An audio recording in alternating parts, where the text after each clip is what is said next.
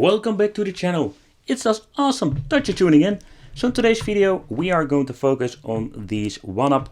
Yeah, the better said, this is the 1UP and the nameless clone 1UP Game Boy Pi, Game Boy Classic or transparent version. I have really no clue how to call this thing. Let's put it this way, both are based on the Raspberry Pi. If you're interested in the Raspberry Pi, yeah, we're going to do a side-by-side comparison, and not because of the performance, because yeah, they are both Raspberry Pi 3B+, so basically they're just having the same power. But what you can already see is that we're having different, let's say, some minor differences. To begin with, as you can see with this version, it doesn't even have a D-pad at all. It has 4 buttons.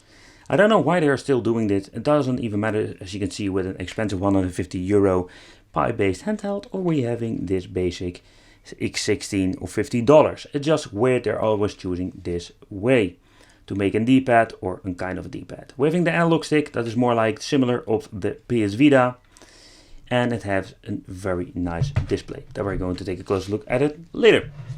Here we have a very nice D-pad. It's for personally on the perfect position. Here, this is the best position for a D-pad if it comes to a model like this.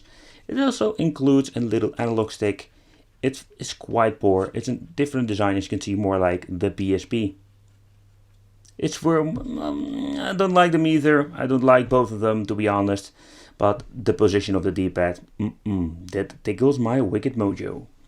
So if it comes to the audio, you can already see some differences. So let's talk about that.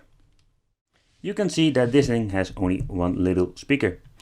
It's not that loud and there's a lot of interference, and here we having 2 of these little speakers. They are quite loud, there is no bass, and they are such a pain to hear. Seriously, they are very loud and they are very high if it comes to the sound quality.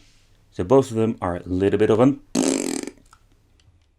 So when it comes to the connections, they basically did the same thing, but they did it a little bit differently, and that's fun to show you here. So as you can see here at the top version, this is the 1UP. They put this cable, or it's more like a part of an USB cable, and the wire goes all the way to the PCB over there, or the controls. But with this version, they did a little bit differently. As you can see, with the plastic, you can't use this port over here, but as you turn it around, you can see they soldered straight through the USB connection. Quite unique, I have never seen this before, but as you can see, it goes over there. And as you can see, there are also all separate connections over there that is going to the PCB that is basically for the controls. At the top we can find both of the systems in little HDMI. This one is sticking out a little bit. I don't know if this is very convenient. On and off switch are over here. This is the push on and off switch, and this is the one that slides to the side.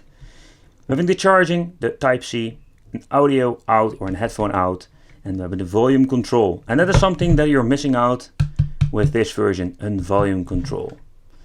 Yeah, because it's on a different position. But beside that point, if you look at this, the fan is over here, and this thing sounds like a freaking vacuum cleaner.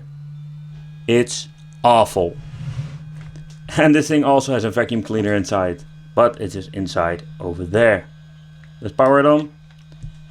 And let's make some noise. So the first thing that I noticed with both systems is this thing is running on the recoil box. That is something I don't see very often with these Pi systems from China.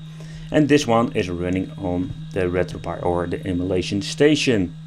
If you look at the displays, they're pretty awful, or this one is pretty awful. As you can see, the view angle is very poor, and that is something is a little bit of a downside. What I do like is that there is something over, like a protection over the display itself, compared with this version that you basically can touch the display itself and you can damage it very easily. Loading times are very long, as you can see, compared with the recoil box. So funny, some minor differences are here. But what is, I think, a big epic fail of the right version over here, because I like the controls, but the fan is interfering so much that you can hear it from the speaker itself. So if you look at the display, it's way better with the 1UP version.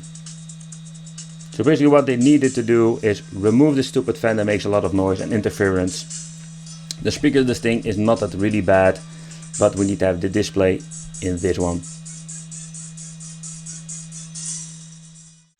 So let's talk about the battery very quickly. As you can see already of the measurements, that the fake 1UP has a very huge battery inside, and it will give you a little bit more playtime at the end. And the funny thing is that gives the weight of the device, because yeah, it's fully made of plastic.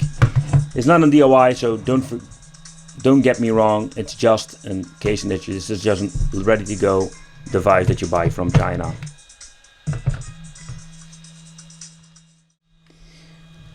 But yeah, what can we conclude out of this comparison? Raspberry Pi based handhelds, keep in mind that you need to have some knowledge of Raspberry Pi. If you need to change something out, you want to add games, it's not really convenient and very easy like plug and play, drag and drop with some of these very cheap handhelds. The 1UP, it's not really comfortable because of the sharp edges compared with the fake version. But the display is pretty awful on the other version, and that is something that I think that has ruined your personal experience if it comes to the games.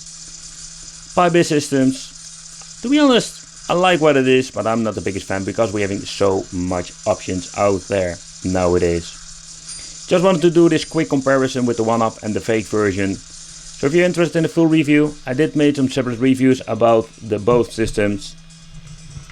If you have any questions, you can always leave it in the comments. I want to thank you for watching. Don't forget to subscribe to the channel, hit the little bell, and we'll see you in the next video.